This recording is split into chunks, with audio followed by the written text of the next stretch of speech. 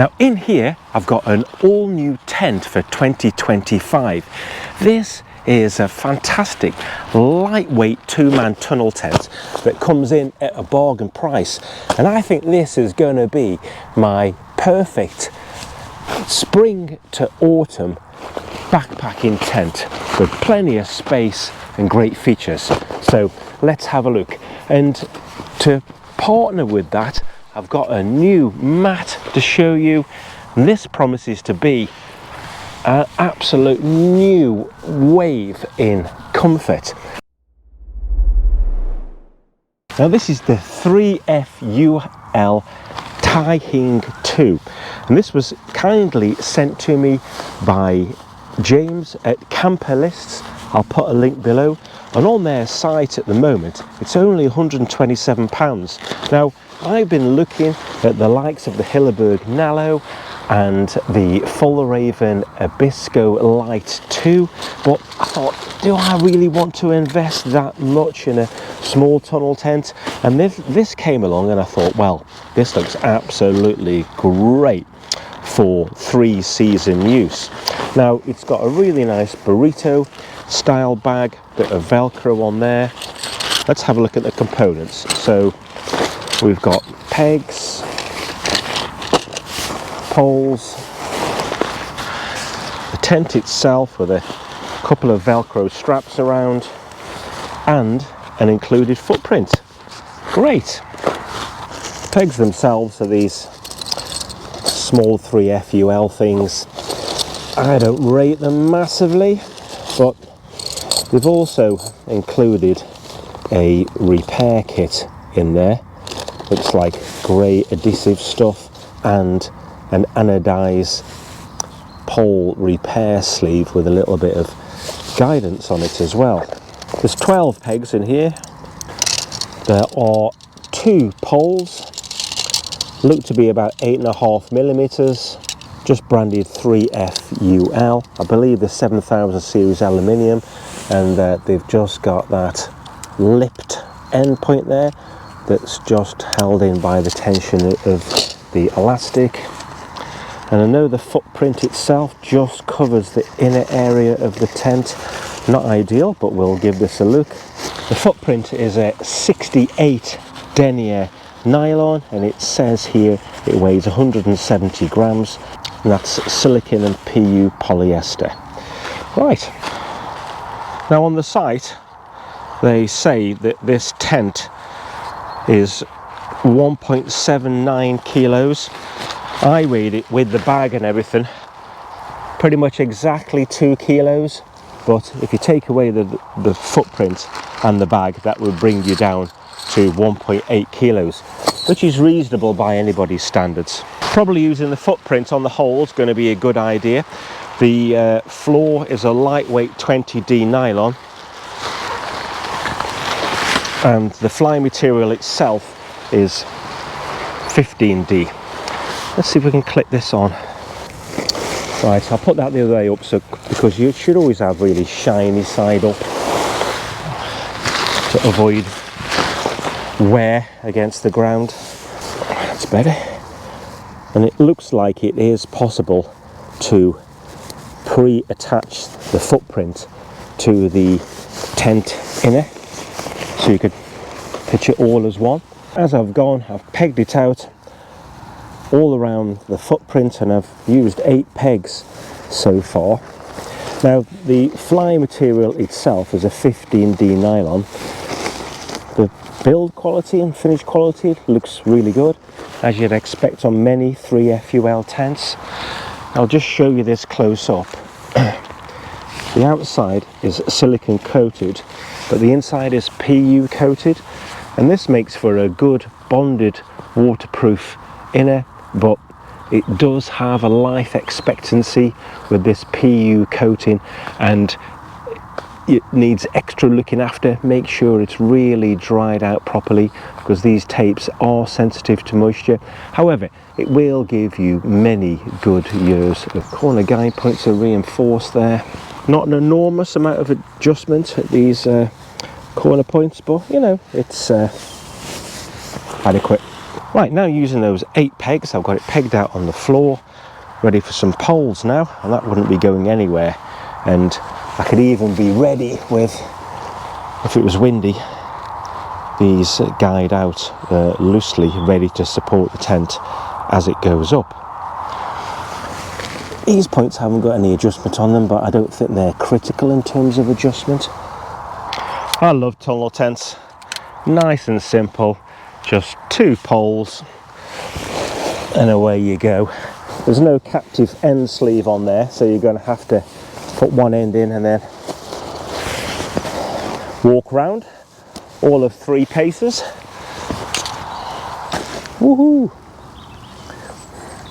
I love this moment where the tunnel tent, where you just stretch it all out and give life to it. Definitely needs a bit of refinement on my pitch there. Just a few finishing touches, a bit of a nip and a tuck here. Get these guy lines out. I like this system where it's all 2 on 1. That might be better with a metal ring on there to reduce friction, but hey, good tough cord. Nice. So that's it. Really nice khaki colour. Blends in pretty nicely. Not the best pitch I've done. It's good to see a front and rear vent.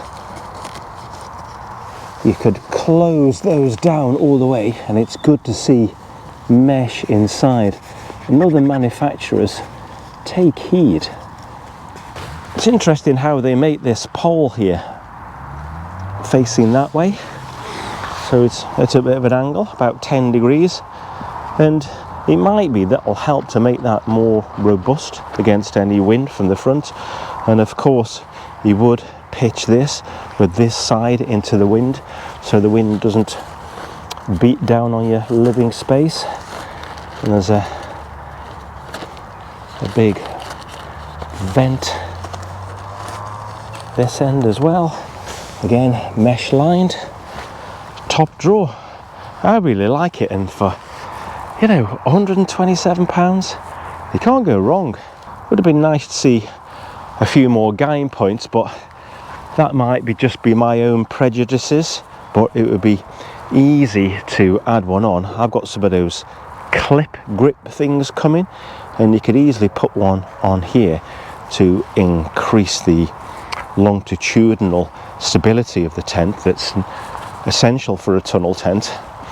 And it would be easy to clip one on here, but you know, I could be wrong, might not need it. Right, good. Let's have a little look inside. Got all YKK zippers, decent flap there with a good bit of tension on it.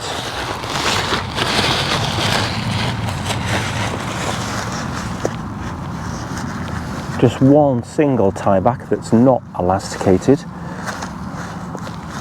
Could always change that.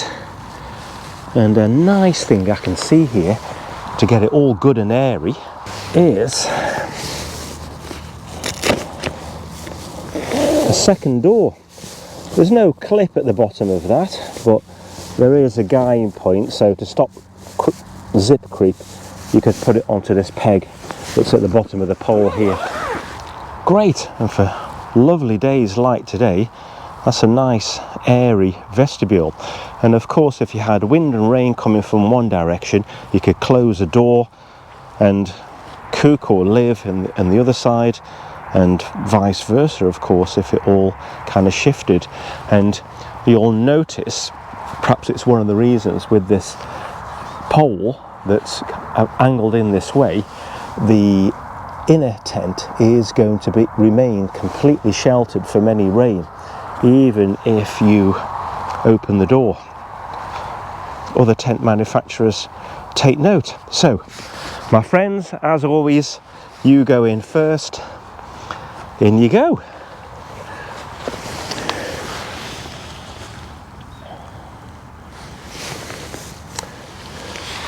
What's it like? Looks good. Right, let's do 1 or 2 dimensions. I'll put the dimensions up on the screen now according to the manufacturers, but let me just give you 1 or 2 of mine. So the full depth of the porch area there is 120 centimeters, and the full width of the porch area is 136. So there's plenty of space to get in here, get your waterproofs off, get changed, and you could definitely fit 2 full-size backpacks in here and a fluffy dog. Couldn't you? Hey, do you want to go camping? Do you want to go camping? I've done a lot of rough weather and high trekking recently, so she hasn't been much recently, but we'll be getting ready for some trips soon, won't we? Yes. Okay, let's have a little look inside. Oh, and the height in the porch here is 110. Loads. Now, again, it would be better if this footprint reached further forward. I'm going to have to put something secondary there, and that's really important because this is a major area where you might store equipment, and this damp grass will increase condensation. So not ideal, but I know 3F UL have got a habit of doing that, of not giving you a vestibule footprint, but we can use this flex tail one. That'll be ideal. So the doorway here just got a mesh panel that goes into the inner itself and part of the door. No adjustment on the door, but this is a budget tent and there's always going to be compromises. Would have been nice if the zip went all the way around and you could shoved it in a pocket, but that's fine. We've just got a couple of tie backs there, not too complicated. You just have to not be lazy and make sure that you tie this back neatly so it doesn't end up in the mud and you get a brown door. Nasty. Let's give you some widths inside here. 120 at the door, and internal height at the door is 1 meter.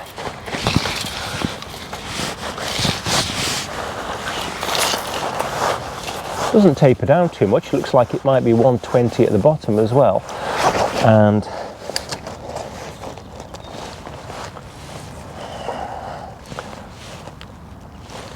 the full length there I make 225, which is nice and generous.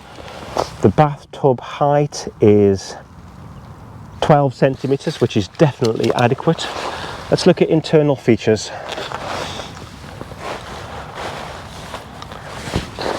Not a lot of internal features. 1 pocket, not great. Better than nothing, but you know, even one the other side would have been better really. This is a 15D polyester mesh inner. You know, it seems like a nice place to be, nice and simple. Right, so let's get a mat and get inside. So there's a Granite Gear 60-litre rucksack in there. Doesn't take up too much space. The width does reduce a little bit, 115 to make that. And in the centre there, 115. So it does taper from 120 down to 115 at this point where your foot end is. But that's fine. For one person, really generous. Right.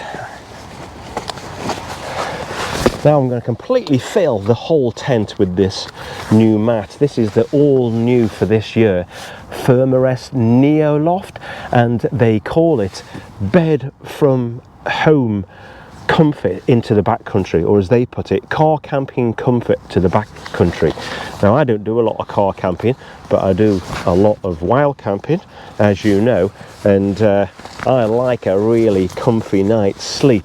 Now most massive airbed type things are super bulky, but this, I've measured it at 850 grams. It says 910 here.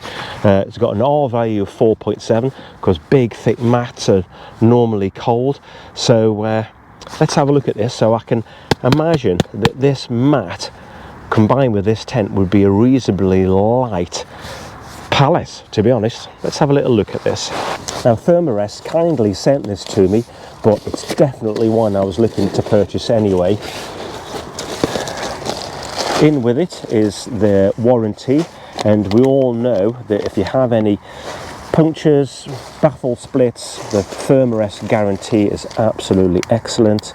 There's a repair kit here with some seam grip, a wipe, some patches in there. There's a bag for it to go in, and this will be the rather voluminous pump sack, but of course it's going to be the flex tail pump. Let's have a little look at the features of this. It describes it as a contour core matrix, like a double baffle system. Now, I've tried this at home when we had some guests. I slept on it, took one for the team, and I found it super comfortable, so I'm really looking forward to using this. The stretchy knit top is a bit of a standout feature. Now, this is 11.7, nearly 12 centimeters deep. And also watch this space, because coming up soon, Nortent are bringing out a really thick mat, but with an even higher R value, so it'd be interesting to see how they fare. Now, it's got a fast deflation dump and an inflation side. Not sure why they put that on. Maybe it's because it's such a big volume, they wanted to enable a bigger port out there. Let's get this blown up. I think this mat is a 66 centimeters or 26 inches by 78 inches long, or 198, so it's a full size mat. This is the Flex Tail Max Pump 3, absolutely brilliant bit of kit. And let's time how long it takes to blow up this rather large pad. I've done a full review on this, so I'll put a link to that. Okay, 1 minute and 3 seconds, call it a minute. Honestly, this thing is awesome. It's got the little raised lips on the side, and it just feels, oh, not like a camping mat. Bliss. Oh. Could I fit 2 of these in here? Maybe. Do I care? Not really. Somebody can have the mummy. I don't mind a mummy. Bilfs. Right, you could maybe squish another one here, but the rectangular one, you wouldn't fit another at the bottom end, so you'd have to go 2 mummies if you wanted absolute luxury, or why not just sleep yourself. Right, so I'm not sleeping in this tent tonight. I just wanted to come out and have a little look at it, show you, get the mat up, get the vibe. Just got back from holiday, to be honest, so there's things to do, and no camping next weekend either, because I'm taking a group of adult scouts on a walking practice leadership weekend, staying in a kind of bunkhouse in the Lake District. So as soon as I can, I want to bring you my first camp in this tent with this mat. So I'll give you some links below and you can have a little look at that, but I'm really looking forward to using them both together. It's a quiet mat as well. To see this quite a lot more this summer, and I'll be comparing it to the new, also super thick Nortent one. Now, interestingly, this mat costs nearly double what this tent costs, but cutting edge technology by a premium brand, excellent, well established company, but doing things at a finite price point. You make your own decisions on that one, but I think combined they do really well. You could save money on the tent and go super luxury on the mat and get a great night's sleep and a superb tent. It's a killer combination for this summer, and I've not tested it yet, but I've got good confidence in this tent to handle moderate winds. I don't know what yet, and we'll find that out as time goes by. That's the NEOLOFT Pack to 8, but if you really want to go lightweight, have a look at the Light Tour 5.9 mat. That is also super comfortable and quite a weight saving on this as well, and a very compact mat. So if big and bouncy isn't your thing, have a look at the Light Tour that I've also tested. Lovely comfy mat, definitely worth a look, and considerably less money. So let me know in the comments below what you think. First thing I'm going to change out is some longer, better pegs. I do that with all my tents anyway. So I think you're going to be seeing a lot of this tent on the general market soon. Let us know if you buy one. As I say, the link to camper lists is below.